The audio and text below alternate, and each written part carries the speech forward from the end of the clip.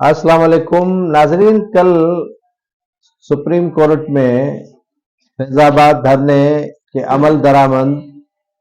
Fact finding के मुतालिक जो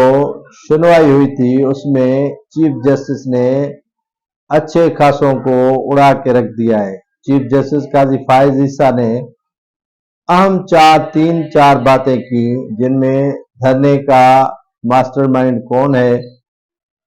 ताहिरुल कादरी का नाम लिए बगैर उनका कहना था कि ताहिरुल कादरी को बाहर से लाने वाला कौन था, उन्हें टिकटें बुक करवाकर अरबों रुपए का नुकसान करवाकर फिर वापस भेजने वाला कौन था, नुकसानात करके चला गया, इस पर अमल दरामद क्यों नहीं हो रहा है। तो ये जो चीजें कोई मामूली नहीं है, गैर मामूली चीजें चीफ जस्टिस ने उठाई हैं। ये काफी जो समझ रहे थे कि फैजाबाद धरना ऐसे ही बस गुजर जाएगा और अमल दरामद हो न हो, लेकिन ये अगर इन पे इम्प्लीमेंट हुआ तो अच्छे खासे जो अफसरान है वो तो नौकरियों से जाएंगे, लेकिन तहरीक लब्बैक पाकिस्तान पर आज मैं आपको बता रहा हूं कि उस पर भी पाबंदी आयद होगी सुप्रीम कोर्ट की तरफ से। काफी कोशिश इलेक्शन कमीशन ऑफ पाकिस्तान ने तहरीक लब्बैक पाकिस्तान को बचाने की कोशिश की, लेकिन कल के जो चीफ जस्टिस के तासुरात थे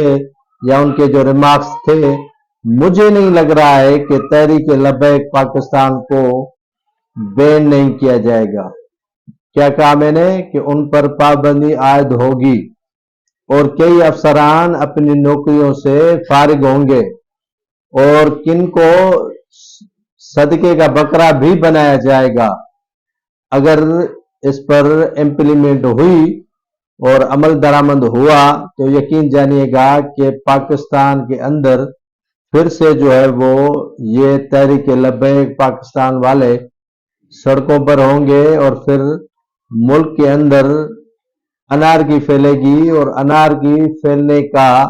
जो रिजल्ट पहले भी आया है, जो अब आएगा, उसका कम से कम पाकिस्तान मुतहम्मिल नहीं हो सकता।